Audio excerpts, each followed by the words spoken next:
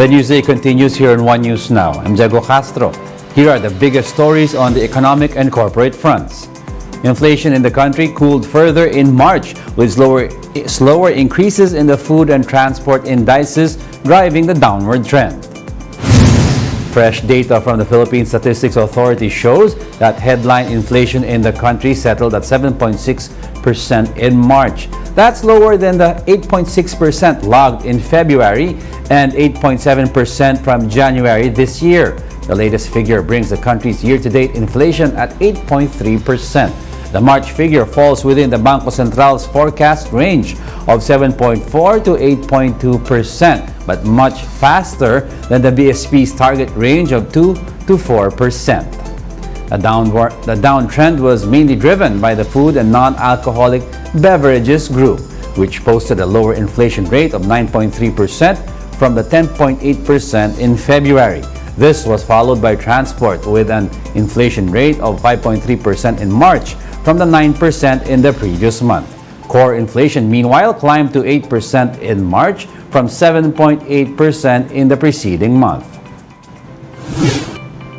Let's discuss these numbers further with Professor Ronilo Balbieran, economist over at the University of Asia and the Pacific. Good morning, Prof, and thank you very much for joining us this morning. Good morning to all our viewers. Yes, Prof, let's start off first. No? Inflation has been easing for 2 months now from a multi-year high of 8.7% in January. Can we say that inflation has already peaked? Yes, in fact, no, we are already expecting this because there are two things. No? Number one, we're already entering into the base period where when the Ukraine-Russia war started. No? So it started around February. So our inflation got hit around March. So that's when we have a sudden spike from 3% to 4% in March last year. No? So therefore, because of that high base effect for the impact of the Russia-Ukraine conflict, we will have these numbers going down very, very quickly. And then second, of course, that we see that food prices are starting to the rate of increase in the price of food prices has already slowed down, and so therefore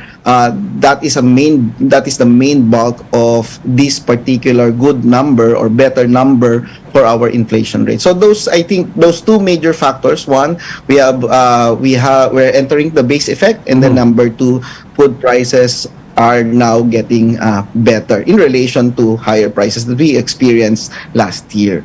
So that's I think the overview of this better than expected inflation numbers that we just saw some minutes ago or hours ago. Okay, but Prof, we've seen a headline inflation drop further, but core inflation rose to 8% in March from, I think, 7.8% in February. How should we read into this? Why is there an uptick in core inflation, Prof? So core inflation takes out food and energy prices, which are usually very, very volatile. So when you take that out, so we see that there's a higher core inflation, and these are driven by the numbers that are not driven by food and energy prices. And what are these? No, so transport, accommodation, our recreation. So those kinds of things, and these signals, these signals that we are still continuing our activities in relation to our mobility. No? So our people have started to get out of their houses, started to move around, meet other friends, meet families, meet office mates, meet new business partners, potential business partners, get into tourism and travel. And so this is actually being confirmed by our tourism and transportation sectors, no? So that our people are actually moving around our country, and this is actually producing all these kinds of demand for these kinds of services and goods, and therefore we have not adjusted well into this kind of surge or kind of spike in economic activities brought about by the removal of the lockdowns. So therefore, In a way, this is good news, bad news, because bad news because there's still a spike in the prices of these goods and services. But at the same time, it signals our businesses that, hey guys, activities have indeed increased and have spiked, and so therefore this is a good problem to face, because we still have a very, very active economy, and therefore there are a lot of businesses to make for the rest of 2023, and more businesses to make 2024 and beyond, because we know that when our production volumes have normalized, have actually predicted more stable outlook. So therefore, this will actually face a better inflation number by the end of this year and throughout 2024 and beyond. So this is a combination of some good numbers and some challenging numbers, challenging situation ahead. You mentioned, Prof, better activities and better numbers. What then is your forecast for next month, or possibly for 2023 as a whole? Will inflation drop as the Bangko Central's target range to 2.4%? If so, when will we see this? So again, do not misinterpret me. No, so inflation is the rate of change in the prices of goods and services. So in relation to the rate of change, and we are now getting into the base effect of last year when Russia, the Ukraine-Russia conflict started. So therefore, at that elevated prices starting March last year, so we are now facing that elevated price. So therefore, in relation to the rate of change throughout the rest of the year, we can expect that our inflation number will fall very, very quickly. In fact, we are expecting, I'm expecting that the inflation number is around something like 7.8 to 7.9, and I'm surprised that it is 7.6. So therefore, we can see a faster fall in the rate of change in prices throughout the rest of 2023, and so we can see that towards the end of the third quarter we should be hitting 5% already, and towards the end of the year we should be touching 4% for around November, December. No, so it will be a continuous drop. No, assuming all else constant at what we are seeing right now, there will be a faster drop towards 5% towards the third quarter and 4% towards the end of the year. Yes. That's what I see for the rest of the year. Well, hopefully that holds true. The good numbers continue. But Prof, can we say that easing of inflation is already an effect of previous rate hikes by the Bangko Central? With inflation easing further in March, should the Bangko Central pause monetary tightening when they meet next month? They can consider that, no?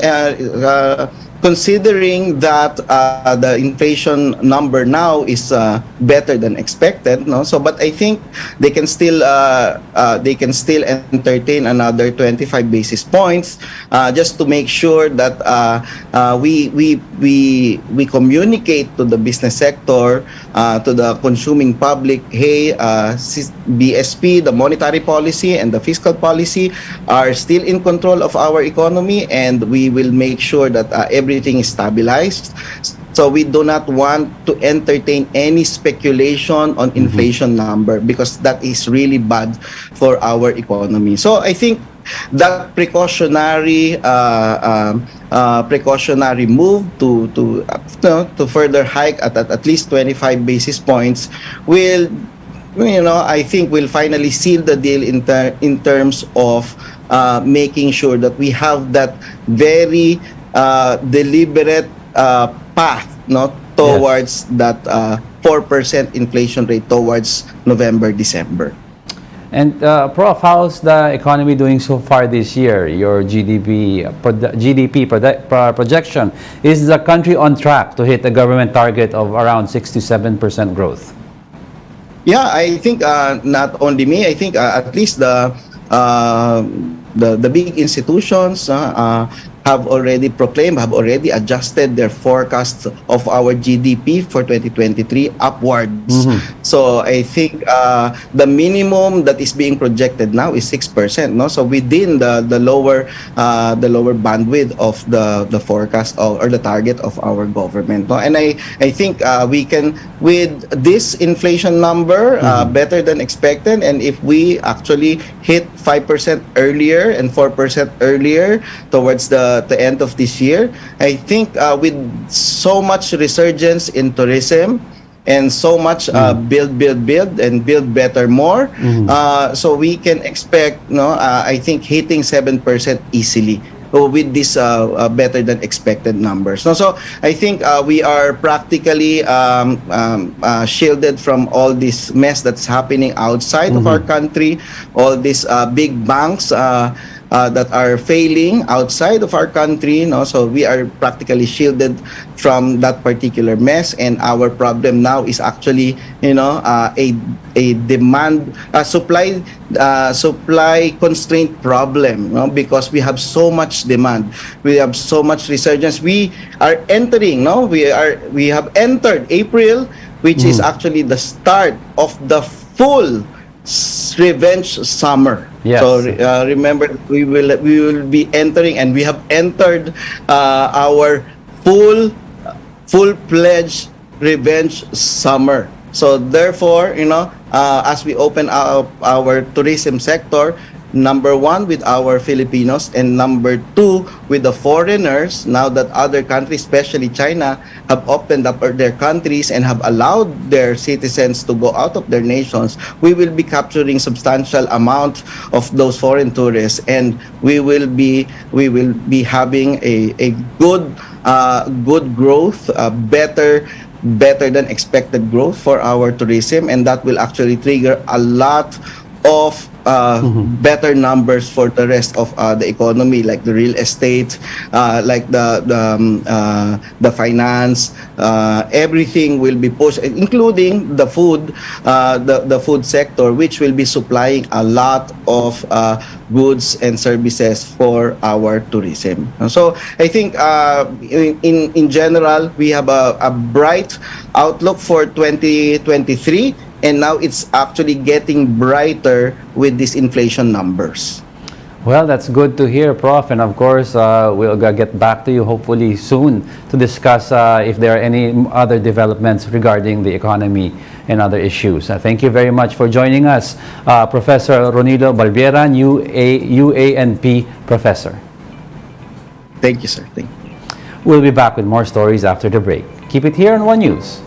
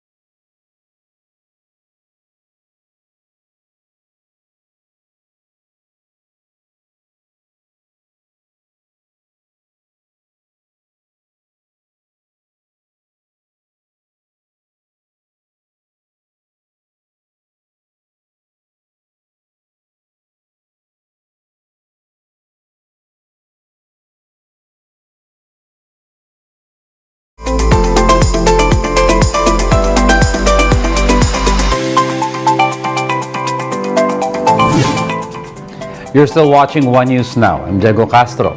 Filipinos remain divided on proposals to amend the 1987 Constitution. A Pulse Asia survey shows that 45% are not in favor, lower than the 56% figure in September last year. Meanwhile, 41% agreed on amending the Constitution, up from 31% in the previous survey. The remaining 14% of the respondents said they do not know if they support or oppose the proposed charter change.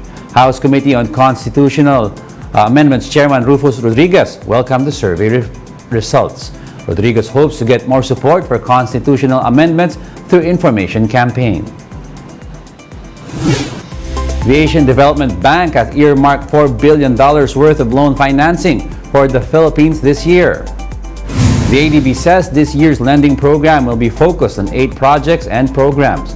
The ADB approved in January the first 2 projects, where the lender aims to support post-pandemic business recovery and agricultural reforms.